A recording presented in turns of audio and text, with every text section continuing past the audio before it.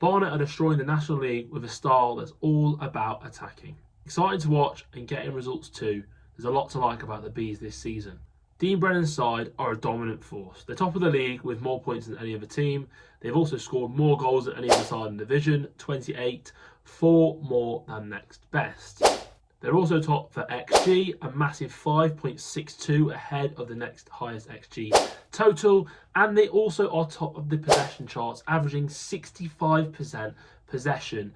Massive amount of the ball. It's really impressive stuff. But how exactly are they dominating the league? Well, in this video, we're going to dive into their tactics and take a real look at how Dean Brennan and his side are at the top of the National League and why I think they can stay there. We usually start these videos by going to the tactics whiteboard, and we will be going there very shortly. But first, I wanted to talk about something else. And you can't talk about Barnet without talking about their recruitment, because it really is some of the best in non-league. And Dean Brennan is one of the best recruiters at this level, if not the best. He's been able to cultivate a large group of technical players who are able to play this style of football and deal with the demanding schedule that the National League has to offer. By his own admission, this has been a fairly high-risk strategy though. He has recruited players who have had previous injury issues. There is a method to the madness though. He's signing players that perhaps would have been playing at a much higher level were it not for their injuries in the past. And it's a method that has worked at this level before. Look at Notts County. They signed Jody Jones whilst in the National League, a player who no doubt had the ability to play far higher, and were it not for his injuries, there's little doubt he would not have been playing at National League level. And yet, they took advantage of that, signed a player of his quality, and just a season later, he broke assist records. It's a method that Barnet are using as well. A large number of their signings have had their injury issues, but also they've got plenty of quality. In fact, quality that is above this level, a level that it would not be at were it not for their injuries. So it's kind of a catch-22, and one that Dean Brennan is fully aware of and fully in position to take advantage of. And there's a lot to be said about their recruitment this summer as well, and a lot of credit needs to be given to the coaching staff, not just for bringing these players to the club, but for integrating so many in such a quick period of time. They were well into the double figures in terms of new additions this summer, and yet they're top of the table, showing that they've been able to make this group gel together really quickly. And Dean Brennan clearly has a real eye for talent, none more so than Nicky Kabamba, who I'm sure we're going to talk about throughout this video. He's a key player for Barnet, and he has been Barnet's top goal scorer in each of their last 2 seasons. But he didn't arrive at the aptly named The Hive with a reputation of being a goal scorer. Instead, he was a player who had been used as a wide forward or through the middle, but hadn't had the best goal record. And in fact, in his time at Barnet, he's already scored more goals than he had in the rest of his career combined, despite being 31. He had a fairly lengthy career, and yet his time at Barnet has been by far his most profitable. And it's also been pretty profitable for Dean Brennan too, a signing which has really reinforced his ability as a recruiter at this level. So it's clear that Barnet's recruitment not only is excellent, but it also really differentiates them from the rest of the pack as well.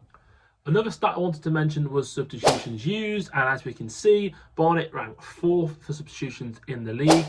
And actually something I noticed which is quite interesting about the substitutions in the National League, and it is that the top 4 for substitutions are all in the top 5, including Barnet, who we said rank 4th. It might just be a coincidence, but even if it is, it does speak to the fact that Barnet have a squad which is clearly set up to be successful. They have got rich talent and rich squad depth.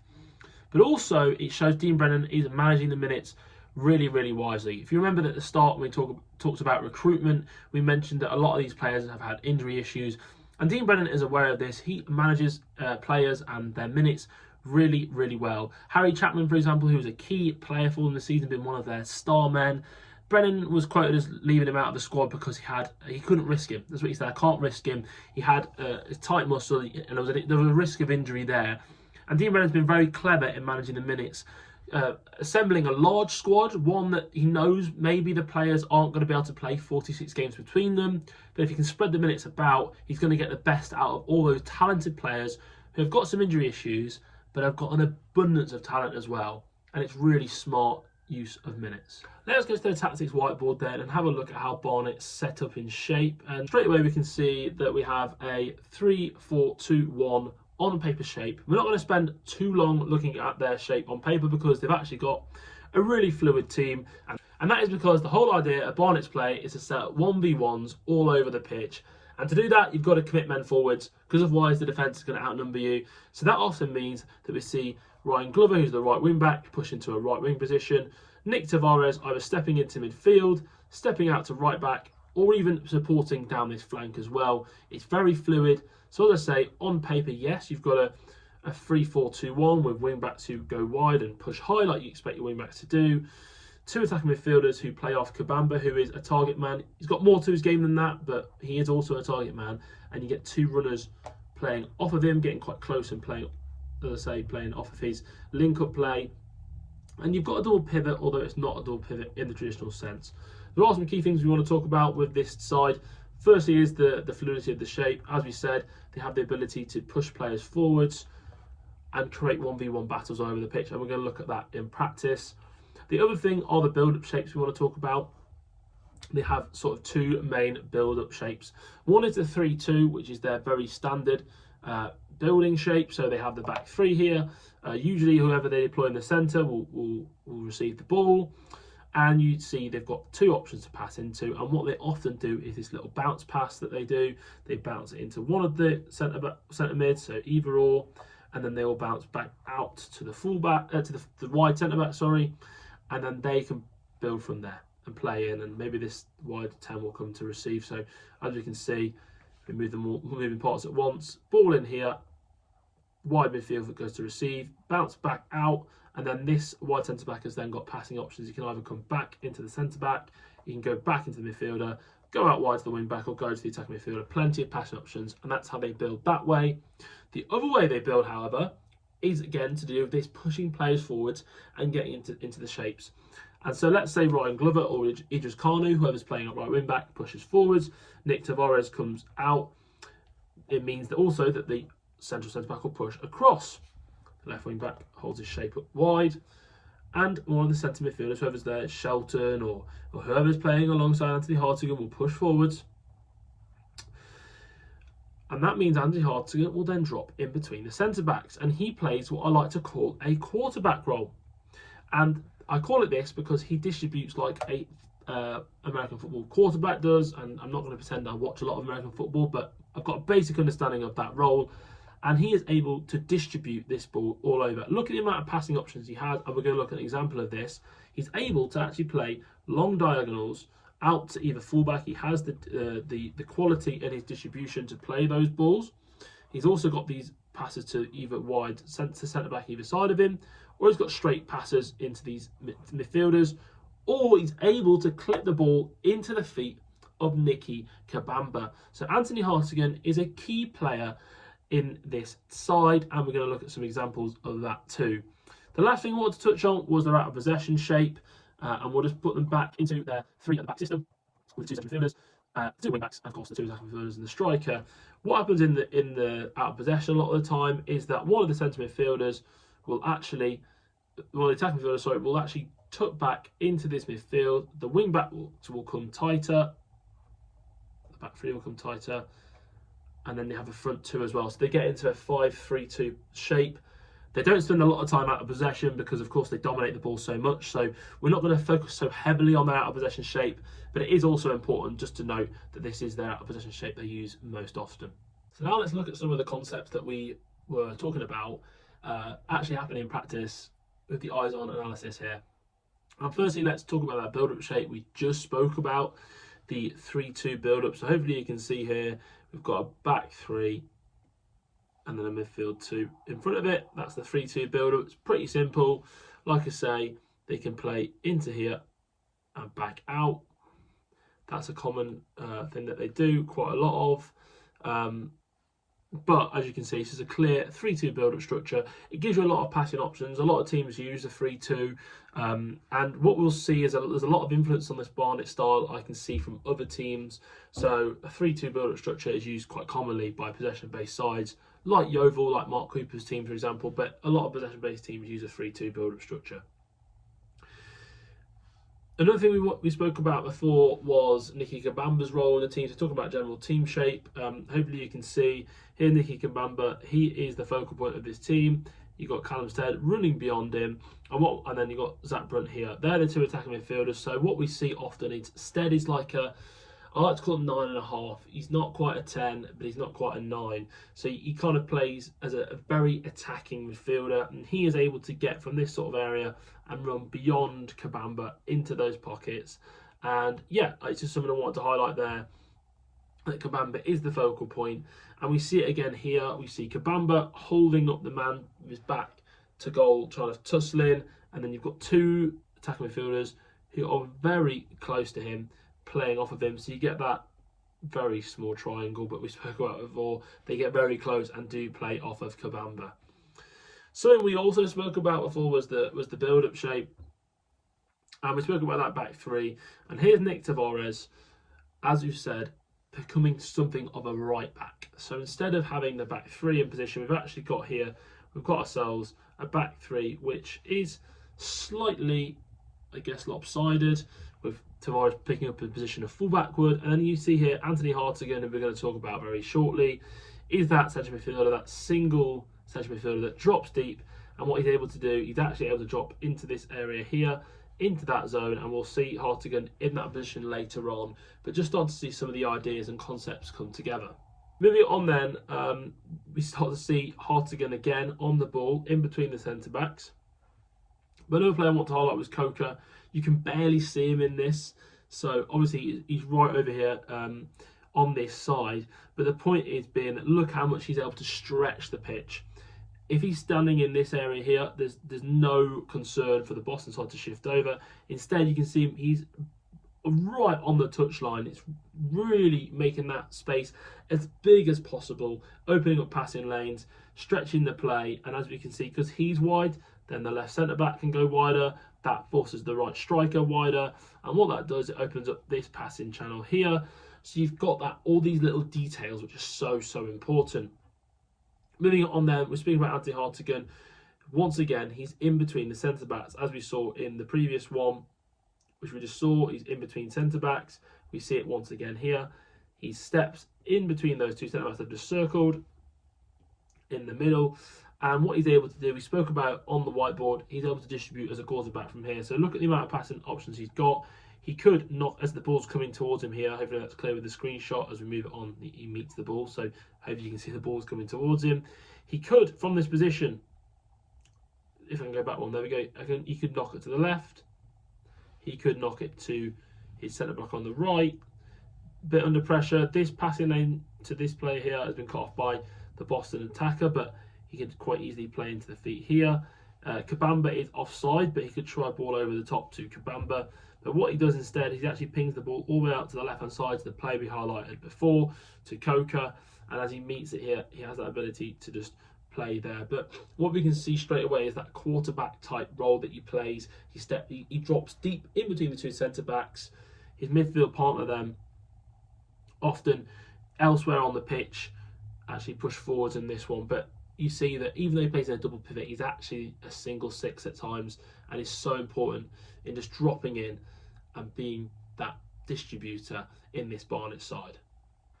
Anthony Hartigan isn't the only player that will step in between the centre-backs though, and to highlight who else does this, we want to talk about the short goal kicks they use. And like a lot of top teams do at the moment, teams that play out from the back, what they do, we saw last season, would be goalkeepers taking the goal kicks and playing them short to the centre-backs. They set the box up normally with two centre-backs here, and they play to either. But the issue with that is if you say the goalkeeper plays to this centre-back that's over here, you then are funneled down this side of the pitch, down the right side of the pitch. Instead, what teams are now doing is what we see here. The centre-back takes the goal kick to the goalkeeper. As we move it on by one, you then see the whole pitch is open. So you no longer press into one side, you've got the whole pitch to play with. And the man that steps in between the centre-backs quite often is Nick Hayes, the goalkeeper, who we haven't really spoken about yet. Another summer signing, which they made, was at Solihull last season.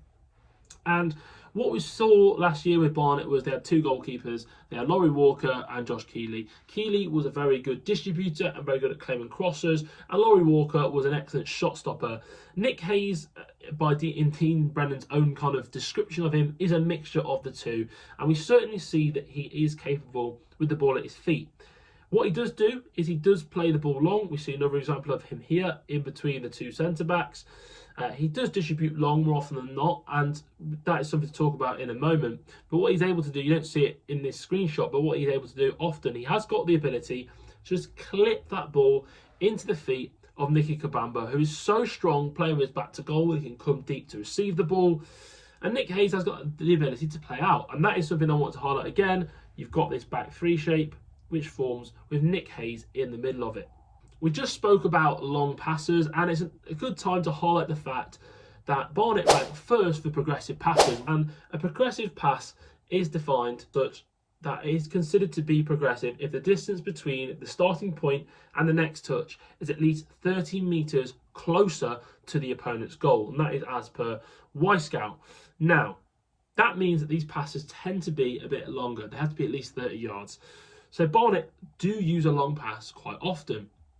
Something else we've spoken about is influences in this side and similarities between them and other possession-based teams. And one of my favourite possession-based teams is Scott Lindsay's Crawley, or now Scott Lindsay's MK Dons, but last season Scott Lindsay's Crawley. And I've got no doubt that Dean Brennan has been doing a fair bit of research into these sides, and one of them will be Crawley. And something they really used really well was pushing Lawrence Maguire forwards for a diagonal pass from the central centre-back to compete in the air and win the aerial duel. But Barnet have got two absolutely fantastic athletes at right wing back in Idris Kanu and Ryan Glover. So they don't actually have to push a centre-back forwards. And you're going to see what I mean here, hopefully. So as we can see, brought out for the back, central centre-back is looking to play this diagonal over this way. And that's exactly what happens. The ball comes over here, but look at Ryan Glover's leap. Look at his leap here. He's so far off the ground, and that is because he's an absolutely sensational athlete.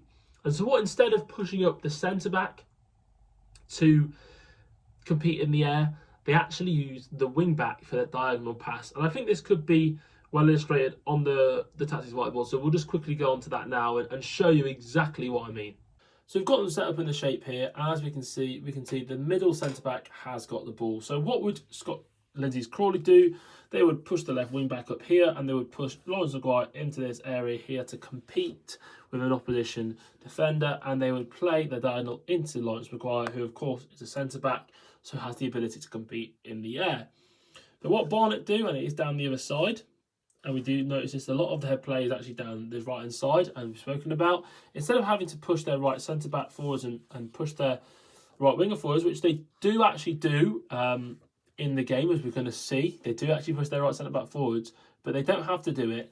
They can just play the diagonal into that wing-back. So now we looked at that on the tactical whiteboard, we saw that Glover won the flick on into this area. And what it does is it compresses the team into the corner of their pitch. So you see here, in this small area in the corner of the pitch, Barnet have got 3 attackers against 3 Boston defenders. And what they actually do is they force Boston to put the ball out for a throw-in. And what they're able to do there is set this pressing trap. And what they're able to do, like I said, is compress them into the corner of the pitch and win a throw-in. And from the throw-in, we're going to see something else, which I think is really important to highlight. I just want to highlight this man here, Nick Tavares, at the bottom left of your screen there. Just note his positioning. He starts to come into frame, and we spoke about on the whiteboard, Tavares likes to push up. Again, it's about Barnet creating 1v1s all over the pitch. And as we can see, 1v1, 1v1, 1v1. But what we can also see, if we just go back here, is this lovely big bit of space in and around this part of the pitch. And Nick Tavares can get forward into it. And that's exactly what we're going to see here. The ball's played back to him, but as you see, he's moved forwards. And once again, we're seeing those 1v1 battles all over the pitch, right? And Tavares is up from right centre-back, a wide centre-back getting involved in the play. And again, he then looks to play the ball inside here. But instead of just playing a ball inside here like most centre-backs would if they've got involved in it, it's not uncommon to see centre-backs get involved in attacking play, especially in possession-based sides. What is uncommon is to then see the ball circulated back out wide, and we see this is Zach Brunt, who's actually one of the attacking midfielders. He has peeled wide, and I just wanted to highlight the rotations here. That's Ryan Glover, who is the right wing back. He has moved inside. So he moves inside from this position. That's Ryan Glover there. He moves inside from this wide position, and then Zach Brunt from an attacking midfield role has moved out and held that width. So a nice rotation of position, making sure there's always someone stretching the players we spoke about earlier. But Tavares is still involved in the attack, and look what happens here. Do you see that there? He goes into that space, goes beyond the player, and gets into that space. And then, how often do you see your centre back in this position in the box? What he ends up doing is he actually ends up cutting it back into the space for Callum Stead here, who ends up drawing a save out of Aidan Stone in goal for Boston. But how often do you see centre back get forwards? Well, for Barnet, it's actually quite a common occurrence. But move it on again. Ryan Glover, 1v1 battle here. No Nick Tavares to be seen. Oh, there's Nick Tavares on the overlap. He's made a huge run all the way from here. And once again, Nick Tavares in the box, putting a cross in. This one, he actually ends up playing to the back post to who's off screen, but Nicky Kabamba is off the screen there. But once again, we're just showing that Nick Tavares is getting up and forwards into positions, attacking positions all the time.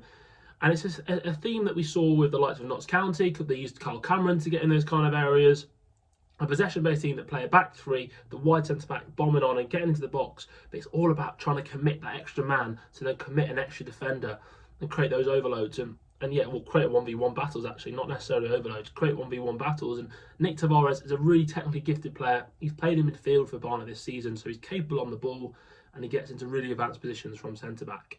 Here are some more examples of their 1v1 battles all over the pitch. As we can see, I've highlighted where exactly they've got all those 1v1s. Hopefully you can see it there that they've got 1v1s all over the pitch. Obviously they've got a spare man here carrying the ball out, and also up at sort of a left wing back, obviously Coco we've spoken about is push forward in that area. You could kind of, I guess you could highlight that as the 1v1 battle, and you've also got this one here.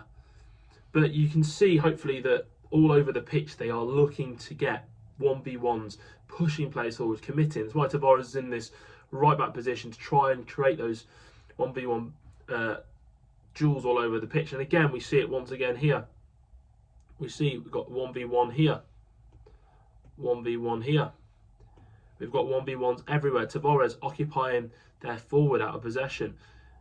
You can see there's one there. Hopefully you can highlight, you can see the player behind the referee there. There's 1v1s absolutely everywhere, and it's absolutely crucial to the way that Barnet play. It's very attacking. It's very exciting to watch, and hopefully I've been able to illustrate that quite clearly there.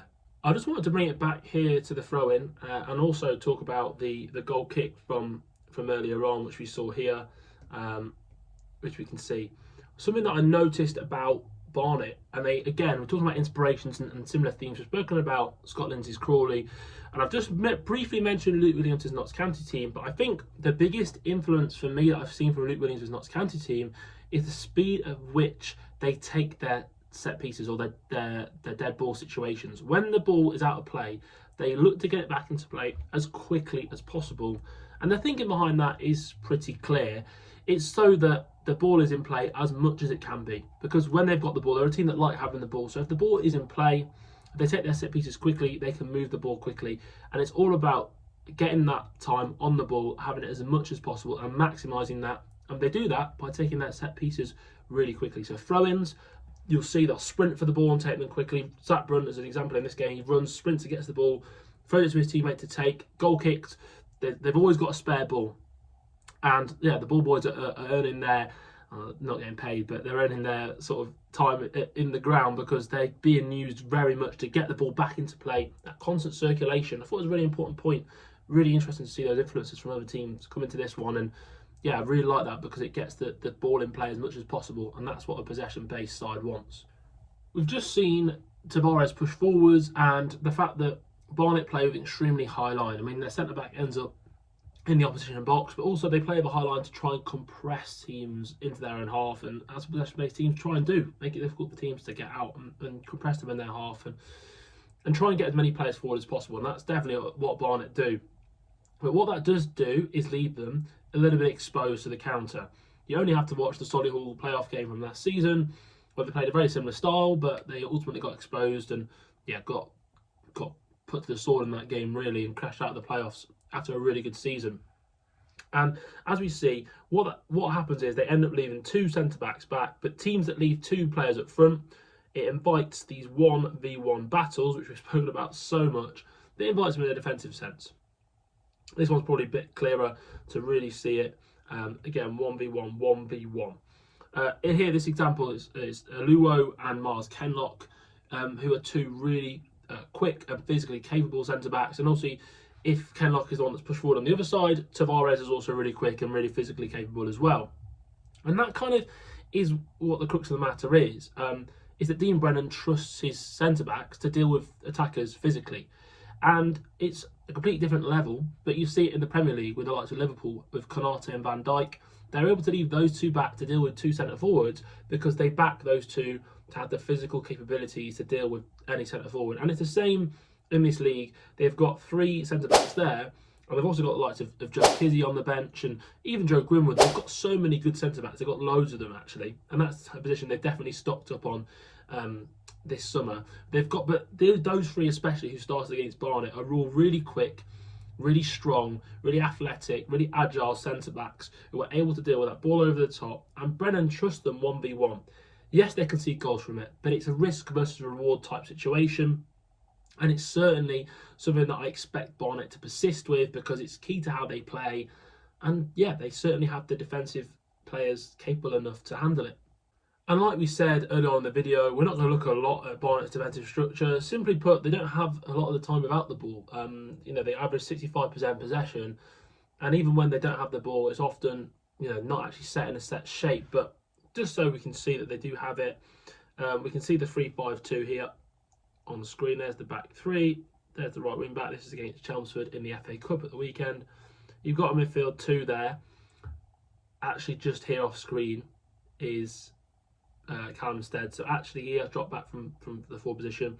What I thought was interesting though about this was this left wing back is quite aggressive on the ball side. So if it was a kind of a mid to low block, you'd probably expect your left wing back to be around here or even around here. But instead, pushed up and gone to press the ball quite aggressively. So yeah, I thought it was interesting, a nice bit of aggressive play from the fullbacks to get out to their man. Got a really, again, we spoke about the physical capabilities of Mars Kenlock, but he's able to sort of sweep this area up here if this man beats the left back pushing aggressively. But I wanted to highlight that. And whilst we're talking about the left back, let's look at Coker's positioning. This is in the Boston game. Gets super high and wide. We've spoken a lot about Ryan Glover, but Coker on the other side, if he's in the team, it might be Kano, it might be Glover on this side. But just for example, Coker does get forward, and it's about stretching that.